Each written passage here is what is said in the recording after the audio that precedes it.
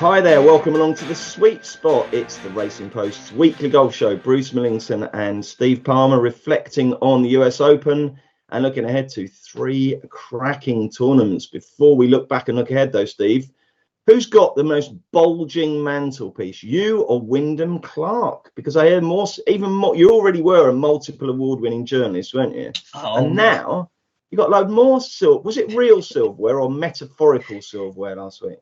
Metaphorical silverware, yeah. Nothing came my way, but no. I don't think any trinkets are coming. But yeah. Thank you for everyone who voted for me. I didn't know about that competition until I got emailed that I'd won it. So yeah, very touching. I think it must be historical punters who have followed through the years, because this year's not going as well as previous years. But we've still only had 2 losing years since 2001. So I think it was some old friends coming out to show some support there, and I very much appreciate it. Yeah, never mind winning them. You won 3, didn't you?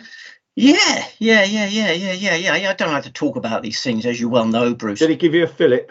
Yeah, absolutely. No, a timely fillip. Yeah. It's given me a sort of a real passion for recreating the glory years, because I often wonder whether we'll ever get another 2018. I still go wistfully about 2018, but yeah, maybe I haven't peaked. Maybe we will get another 2018 in 2024. Well, Wyndham Clark eluded you on Sunday, eluded a lot of people. If you did find him at 60-1, well done. Last week on the show, Steve, we were talking about how it was sort of current form nil, sort of class and overall ability 1, wasn't it? The people who'd won the previous tournaments had not been playing very well. Yes. But this last week was very much about a hot player coming into it with really, really improved form. Wyndham Clark obviously won at Wells Fargo for his breakthrough, and that was a really high-class field. And he followed it up here in gritty fashion. Where would you say it was won? With his scrambling ability and his headspace. I mean, I've never seen a player improve so dramatically mentally in such a short period of time. And I've been looking into how he's done it, because everyone needs to follow this example. You're off to church on Sunday, then, aren't you? Well, that is a factor in it, because for many players he was one of the weakest. For many years he was one of the weakest players on the PGA Tour mentally. Quite clearly, he used to blow everything. He never even won on the Corn Ferry Tour. He blew every chance he got on the PGA Tour. If you remember, at the end of March, he squandered a great chance in the Corrales Punta Cana Championship. So at the end of March, he was still this fragile player that you just avoided when in contention. But that was a sort of turning point, and he decided to throw himself into mental training. He recruited a mental coach. He reads loads of books on stoicism. He's taken up meditating, a big part of his life now. And I even read that, as you alluded to there, he prays more than he's ever prayed before. So it's a mixture of things, books, meditation, mind training, and then perhaps this more motivated God that he's got on his side now. And suddenly Clark's turned into Superman. Yeah, absolutely, good line. And also obviously channeling the positive vibes from his mum's encouragement. Play big, play bold, go for it. And he's ballsy now, isn't he? I think now he's proven he can win. And he knows that if he gets into that winning situation, he can puff his chest out and play, take risks and just be bold. What's the future for him, Steve? Is he potentially a multiple Open winner, or is he more of a kind of Gary Woodland guy who had his moment and will maybe recede back into the chorus line?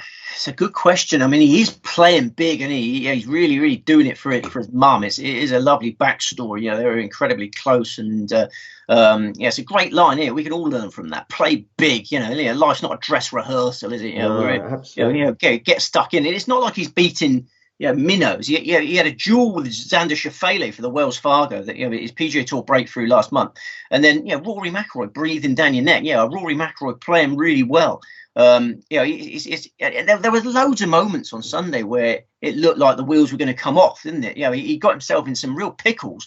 He just got out of them. His scrambling ability was amazing. It's a really good question. I think maybe he will be the next Gary Woodland, but I think he's a better player than Gary Woodland. No, I think he's got a better swing. Those power fades that he was launching on Sunday were just jaw-droppingly good, weren't they?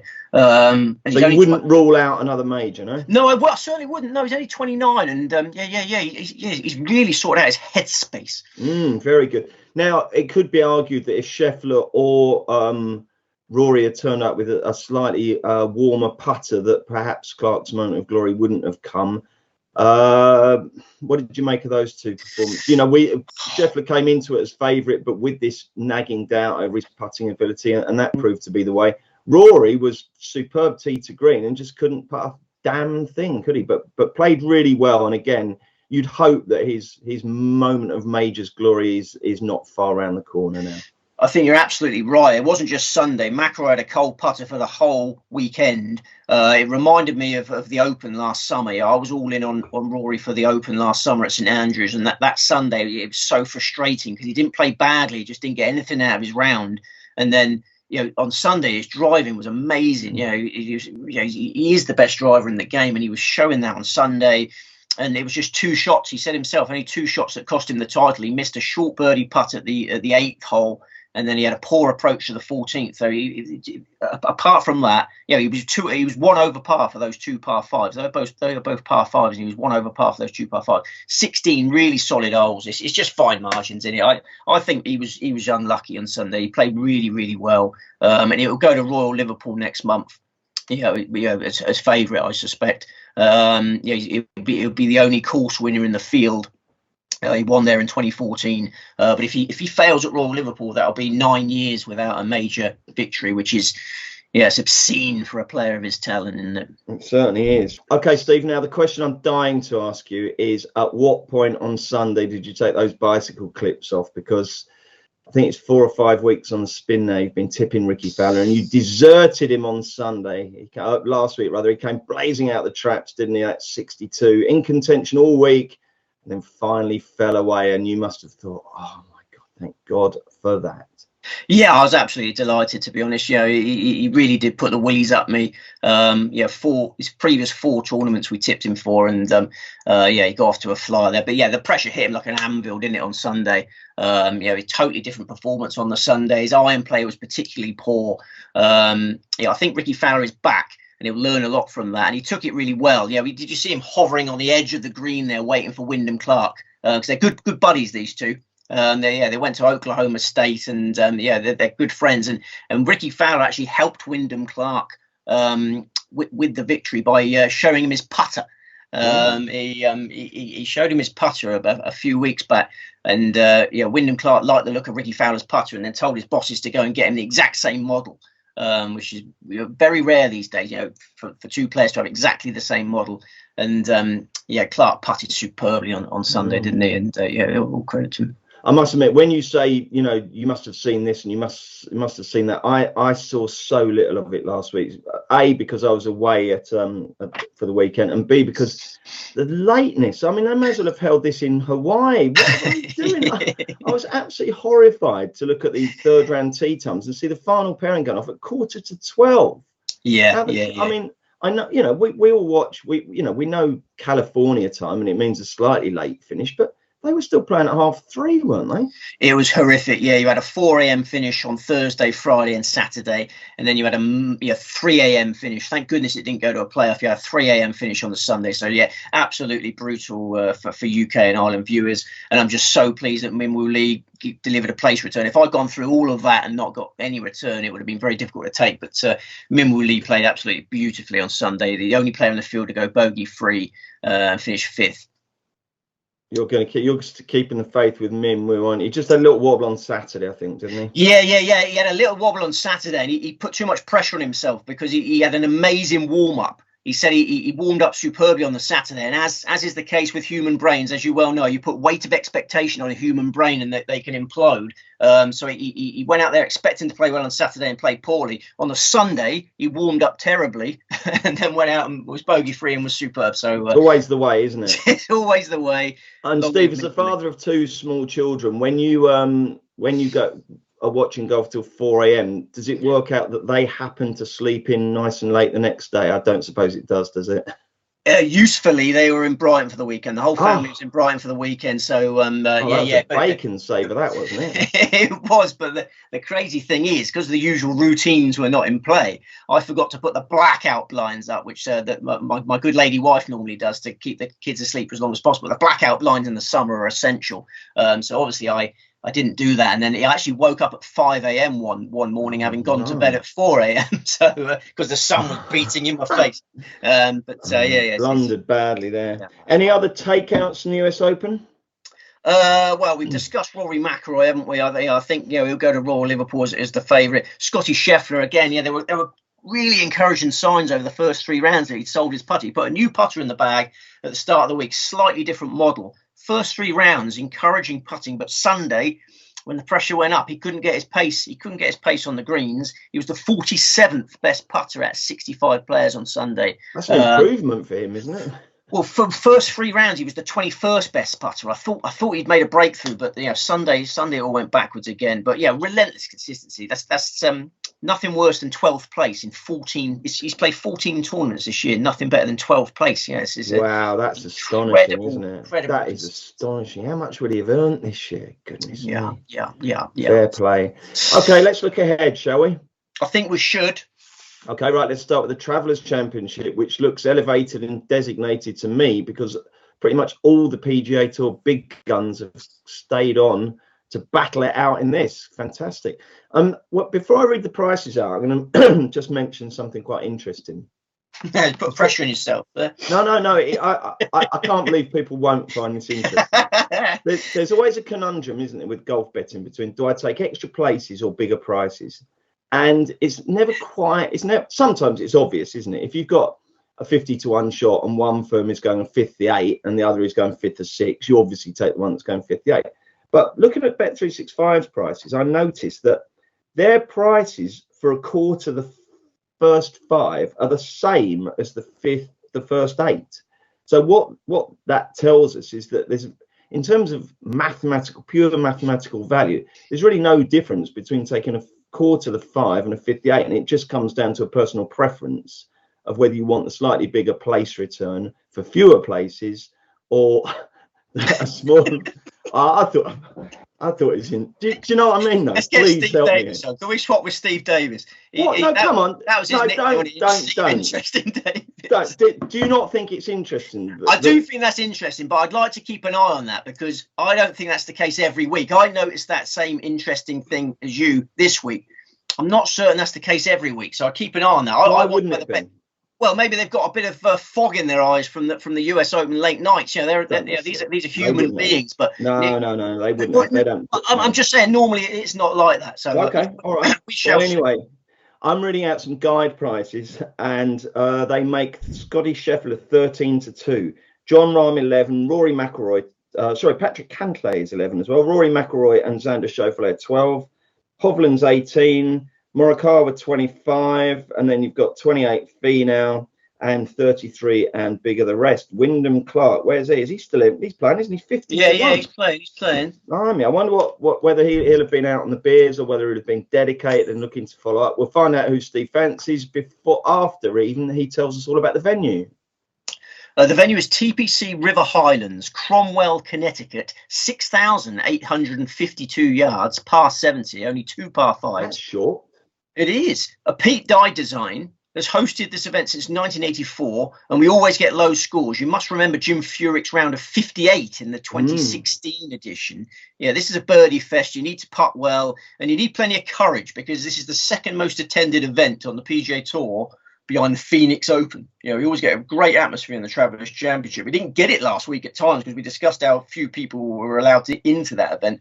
This one will be a much better atmosphere than the US Open. We've got 156 players going to post. Sunny, warm and calm for the first 3 days. Cloudy and potentially thundery on Sunday.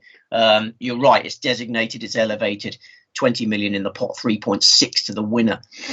Okay. Did you get thunder this morning? We woke up to an enormous thunderstorm. The dog was fretting like Billy. Oh, poor dog. Yeah. In the middle of the night, it was thundering down here. Yeah, it's good for the pot. Good for the pots, though, isn't it? Absolutely. And Connecticut sounds fairly East Coast, so hopefully a more civilized finishing time than last week. You're absolutely right. How many selections? 4. Oh, come on, go again. You come off it. That's going to be my new one. Oh, no, I don't like that. It's all very carry on, isn't it? It's a bit creepy, but I'm going to go with it. No, I don't. It's the noise I make when my wife walks past me in a nightie. I still haven't got the spunk levels up for the big one. I will go back to the big one, but for now, we're just going to go with that one. Oh, you'll get used to it. You'll get used to it. Okay, well, if you've got a view on whether Steve should go with a nice lusty 4 or the more sort of creepy 4, let us know in the comments. And also, obviously, if you do enjoy the show, we'd love you to like, comment, share, and subscribe. Right then, so we've got 4 tips. Who's going to be the main selection? When's the last time you watched a Carry On film? You really... Oh, years and years ago. I mean, Carry On films were only really made for sort of when we were younger, and I'm obviously a lot older than you, but there wasn't really much to do in life. So you just watched one of 3 channels, and you had Carry On films, and you know, it was quite entertaining. But I'd never. Would you watch one now? I might do. Yeah, I haven't watched one for many years. I might drop that in if you jog with memory. Yeah. I just like that. If you were watching, say, if you were sitting there at a loose end, and on one side you had a Carry On film, and on the other side you had a James Bond film, which would you watch? Yeah, good question. Yeah, I don't mind a Bond film. They probably don't They probably don't allow Carry On films anymore, do they? They're very much, as you say, they're a bit lewd at times, aren't they? They probably don't allow them these days. Anyway, well, maybe. Anyway, we can sidetrack. Who's your main selection? Because the social team normally click this bit up, and they won't want a 5-minute monologue about Carry On films. So I ask again. Patrick Cantlay at 12-1.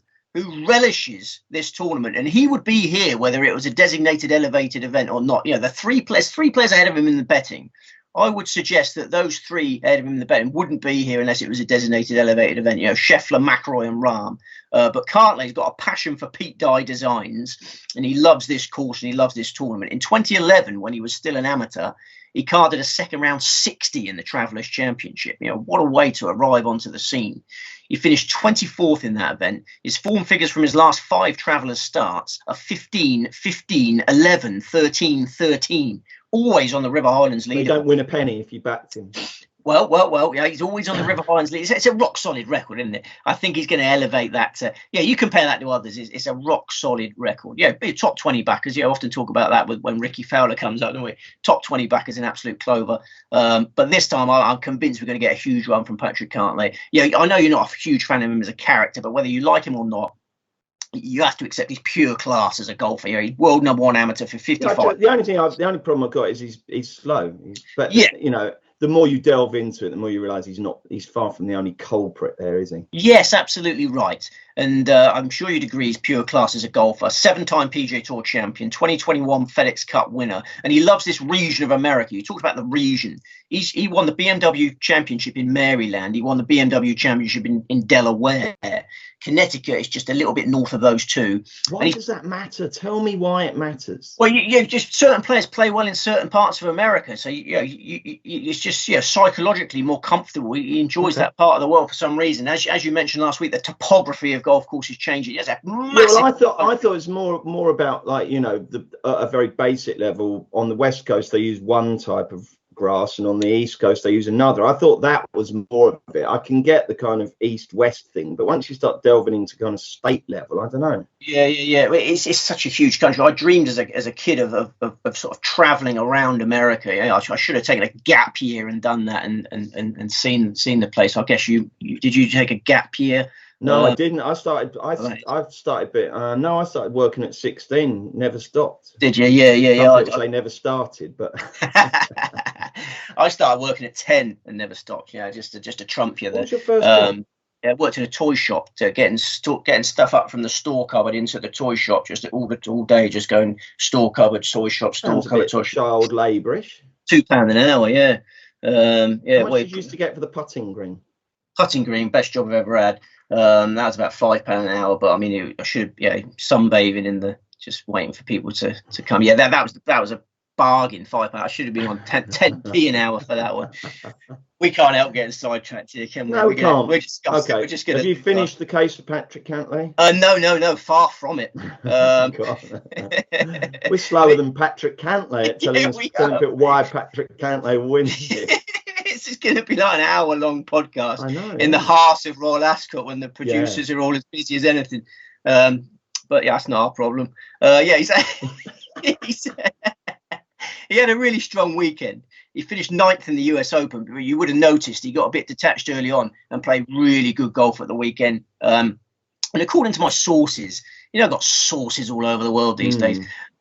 He's a massive fan of money. People close to him, I won't reveal who they are, say that his main career focus is to make as much money as he can. And why didn't he go to live then? Well, because I think long term he realised it wasn't going to survive. I think he realised that the PGA Tour was the better long term investment. So I don't think it was anything to do with his heart. It was purely head. And there's only 6 players that have entered every one of these designated elevated events, and he's one of those 6. Okay, great. So Patrick Cantlay is the main selection. Who's the big danger, do you think? I think it's Tom Kim at 45 to 1. He's back, isn't he? My man is back. He is back. The Thomas the Tank Engine fan is building up a head of steam again. It's been a quiet season, this one. He moved to Dallas at the end of last year, so settling into stateside life. He was a bit lonely in Dallas. He went around Jordan Spieth's house for Christmas dinner because he was on his own otherwise. So he's settling into that, and he's had some sort of wrist niggle that's been causing a lot of problems. He was wearing a lot of tape around springtime on his arm and his right wrist. He was still wearing that tape a month ago in the US PGA Championship, but then at the Memorial Tournament, you must have noticed the tape had come off, which was very encouraging. And then last week, the tape was off, and swinging with great freedom, wasn't he? And he closed the US Open with rounds of 68, 66, 69 to finish 8th. Over the final 54 holes, he was 3 shots better than Wyndham Clark. I think he's found his A game, and River Highlands is a great place to take a Tom Kim A game. Short track, accurate iron play, and putting well will win the day. Kim won his maiden PGA Tour title on a short par 70 in last year's Wyndham Championship. I think he can complete a PGA Tour hat-trick on Sunday if Patrick Cantlay doesn't. Brilliant, I like that. Yes, Tom Kim, the man who calls himself Tom after Thomas the Tank Engine. People thought he'd gone off the rails, but he's back. Yeah. Yeah, that's a good one. Yeah. Brilliant. Let's get some more. Extend this podcast further. No, we mustn't. We've got to be more concise. Told my daughter about that yesterday because she sneaks into the office on a Monday night when the wife's getting my son to sleep. She comes in here for a bit of company while I'm still working. I told her that there's a fella that's changed his name from Ju Hyung to Tom. Oh, there's that thunderstorm again. Really? Because he's a fan of Thomas the Tank Engine. She goes, really? Don't be silly. Don't be silly. And she called him a weirdo, which I thought was a bit harsh. You thought she'd be enchanted by that, didn't you? Yeah, it was a nice tale. Yeah, it's a kids program. It's a kids program. He's a weirdo. Yeah. But don't let Tom Kim hear that. We love you, Tom, and good luck this week. Absolutely. Third tip. Nick Hardy, 200 to 1 is left now. He opened up 400 to 1. I could not believe what I was seeing. There was a couple of players this week. It took me ages to find them. I couldn't find them on the list because they were so much deeper than I expected them to be. The other one's in my number 1 selection, the BMW International, which we'll get to. Hardy is such a lively outsider. Great value at any 3-figure price, in my humble opinion. Rising star of the PGA Tour. Won the Zurich Classic Pairs event at the end of April with Davis Riley. I think both of them will be winning titles in individuals very soon. Hardy is only 27, made rapid strides in the last few years. He was a Corn Ferry Tour rookie for the 2020-2021 season. He got immediate promotion to the PGA Tour, and in his PGA Tour rookie season, last season, he finished 8th in the Travelers Championship. He returns a year later, full of confidence. He's just finished 20th in the US Open. He closed with a 67 on Sunday, Bruce. Betted by only 4 players in the field. Really lively runner. Anything 3 figures or better, get on. Nice one. And finally, Ludvig Aberg. 100 to 1 Ludvig Aberg. We backed him for the Canadian Open, his debut as a professional. He finished 25th in that. He was 24th as an amateur at Bay Hill in March. He won 2 Nordic Golf League events. We must mention this way back in 2020. This is one of the most successful college golfers in history. I'll eat my pants if he doesn't develop. If he doesn't develop into a PGA Tour champion, I'll eat my pants. Yeah, we can put a time limit on that if you want. If he hasn't won a PGA Tour title by the end of next season, I'll eat my pants. Wow. Okay, sweets. Brilliant. Nice one. Excellent. Jolly good. Gary Lineker said he'd wear his pants. You're going one further. You're going to eat yours, eh? I am. If he hasn't won a PGA Tour event by the end of next year, I think this is the new Ludvig. I mean, Ludvig Beethoven's had all the attention for many years. We've now got an even more talented Ludvig on our hands. Lovely. Excellent stuff. Okay, shall we move on to what do you want to do next? Do you want to do the BMW or the Women's PGA? I'd like to do the BMW if I may. Yeah, I think we should. Not sexist reasons. Yeah, I don't want to be accused of any sexism there, but I like the BMW International Open. Absolutely, mate. Okay, right then. The BMW. Oh, blimey, you've caught me on the hop there. I've normally teed up the prices by then. I'll tell you what. But while I am doing that, why don't you tell us all about the venue? Good idea. Golf Club München Eichenried, Munich, Germany. 7,284 yards, par 72, 4 par 5s. Eichenried has hosted this event 26 times. Most recently, 2013, 2015, 2017, and from 2019 onwards. A flat, straightforward layout. All the par 5s are reachable in 2 shots. We've had 11 rounds of 62 at this track. And we've got hot, sunny, calm weather for the most part this week. You need an attacking golfer who's got a hot putter in his hands. 156 runs going to post. Thank you very much. Right, I'll read out the prices, which are the same whether you go a quarter to the 5 or a 58. So no. Adrian Moronk, 14. Rasmus Højgaard, 16. Yannick Paul, 22. 25 to 1 brings in Victor Perez, Antoine Rosner, Romain Langasque, and Takumi Kanaya. 28 to 1, Robert McIntyre. 30 to 1, Pablo Rathabal. Lovely. Whoever you tip, I'm definitely backing Pablo Larrazabal. And then it's 35 bar. So it's pretty much the usual DP World Tour lineup. How many tips we got? Who's the headline selection this time? It's the other player that I mentioned that caused my jaw to drop. I'm excited about this. I couldn't believe what I was seeing. I couldn't believe how far I had to go down. And it's Tom McGibbon, who is chalked up at 50 to 1. You know, how the heck can Tom McGibbon... Sorry, I need to get this pronunciation right because I know our Irish friends complain. I don't know why I keep putting a G in there. McKibbin. McKibbin. I must get this name right because I'm going to be talking about him for my entire life. You know, Tom McKibbin. You know, how can you chalk him up at 50 to 1? I think he should be half that, at least half of that. Why do you find it so difficult? I mean, you don't call people who are called Geeth, do you?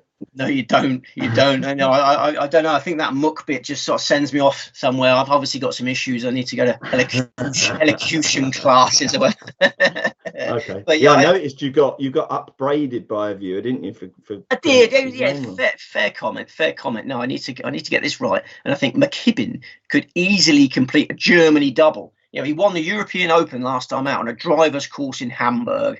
You know, this week's venue, another layout in Germany where McKibbin can let loose with his driver. God, I'm feeling so much pressure. This is a special talent. And he dropped a clue. He dropped a clue with 21st place in the KLM Open the week before his victory. You know, I was foolish to ignore that clue. I'm not going to ignore the even bigger clue of his amazing performance in the European Open. Yes, he's a 20-year-old going places fast. I'd go so far as to say, don't rule out a Rory McIlroy, Tom McKibbin Ryder Cup partnership for September. If he picks up another couple of trophies this summer, you know, Luke Donald will be very tempted to pair the Hollywood boys in a Northern Irish dream team. You know, it's unlikely, but not beyond the realms. Wow, that's a bold call. Right then, who's going to be the second selection, Steve? Rasmus Højgaard.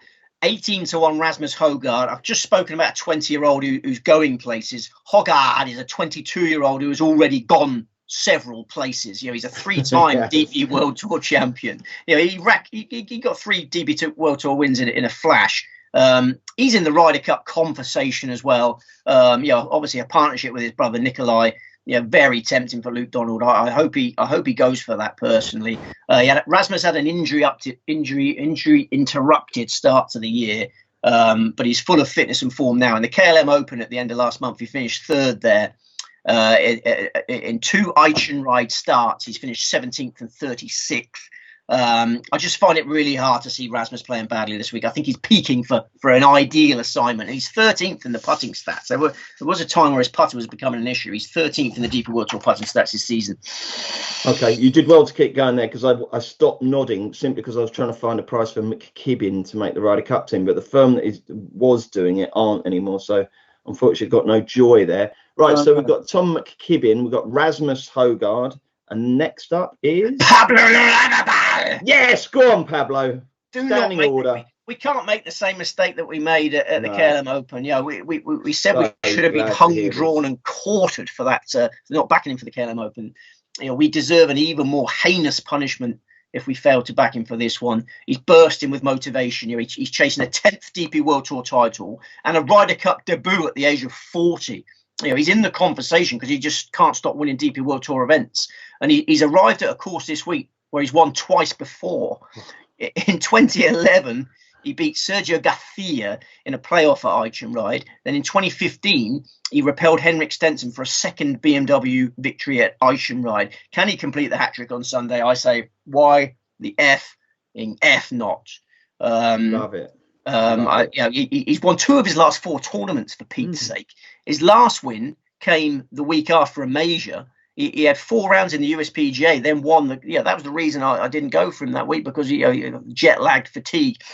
He bounced back from 4 rounds in the USPGA to win the KLM. This week, played in the US Open, missed the cut, so he should be fresher than he was for the KLM. He missed the cut, but he didn't get wiped out. It wasn't by miles, was it? No disgrace. He's always struggled on major setups, but you put him on a straightforward track like Eichenride. He's such a good putter. He's very effective on a course like this. He was 5th at Eichenride last year, just to cement that course form even further. Who's the final selection? Yeah, absolutely right. Sami Välimäki at 80-1. Who finished 4th in last year's BMW International. You want attacking players who typically putt well. Välimäki fits the bill emphatically. And last year's 4th place came after he'd missed the cut in his previous 3 DP World Tour events. This time, he's done the same. He's arrived at the BMW off 3 missed cuts. I think he's going to repeat the trick, bounce back to form. He was in great nick at the start of the season. You remember his 2nd in Joburg Open, 2nd in the Singapore Classic. So I think he's going to get going again this week. Superb. And finally, we've got the PGA Championship of America, sponsored by KPMG. Not that matters to you. Here are the latest prices. Ataya Titikor is 11-1, Jin Young Ko 12, Nelly Corder 14, Hai Ju Kim 16, along with Rose Zhang, and then it's 20-1 Leona Maguire and 22 Bar.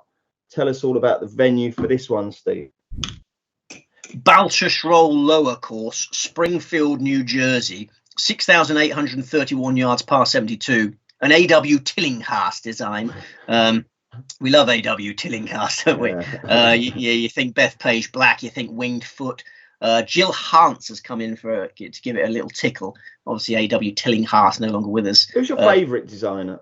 I think it's him, really. I think it's AW Tillinghast. Have you got a favourite?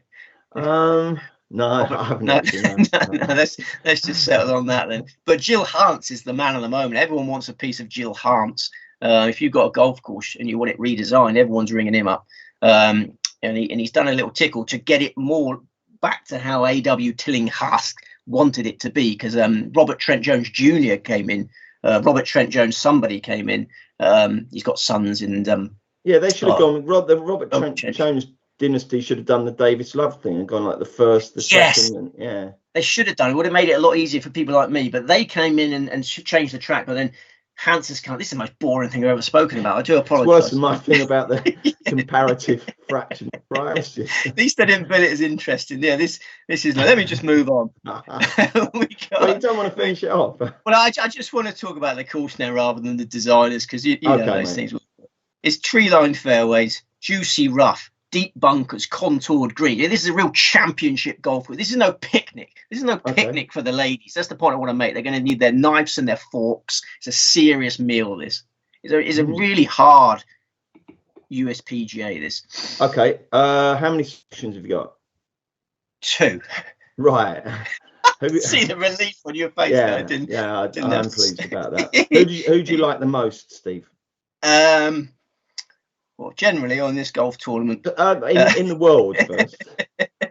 Is it your wife? My children and my wife on a level wicket there. Yeah.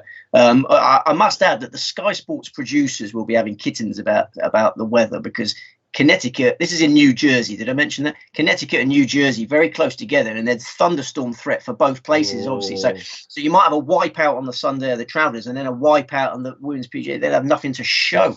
Oh yeah, blimey! Or it might it might work out perfectly, because sometimes these cells are so specific, aren't they? You might get a delay to one, but yeah, they will. They'll have to focus on that. Yeah, which will divert their attention from the fact that their coverage for so long in so many tournaments now is dull. Yeah. I'm not going to bang that drum again, though. Come on, who do you like? I like Jin Young Ko. 14-1 Jin Young Ko, who's been the Scottish Scheffler of the LPGA circuit this year. Just so consistent, relentlessly on leaderboards. This is a 27-year-old Korean looking for a third major title. Like Scheffler, she's won twice this year. She won the HSBC Women's World Championship in March. She won the Founders Cup a month ago, and the Founders Cup is played in New Jersey. She's back in New Jersey this week.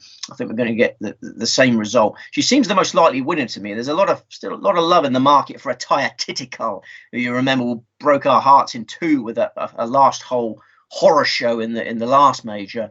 I don't trust Titikal. She never won a major. It's all about the Ko for me. Okay, danger.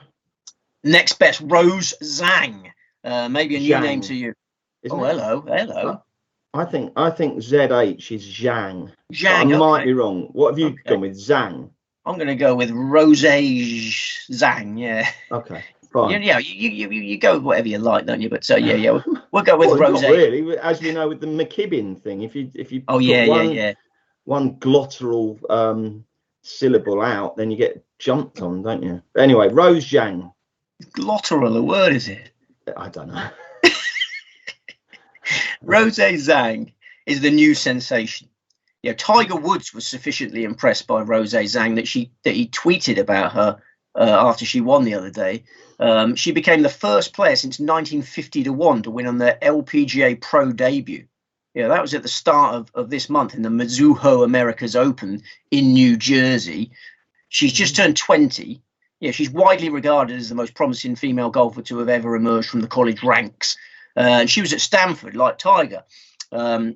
Nobody has been world number one amateur for longer than her. 141 weeks, I think she's been world number one amateur. She must have taken on that mantle when she was very young, then, mustn't she? Yeah. They grow up so quickly these days.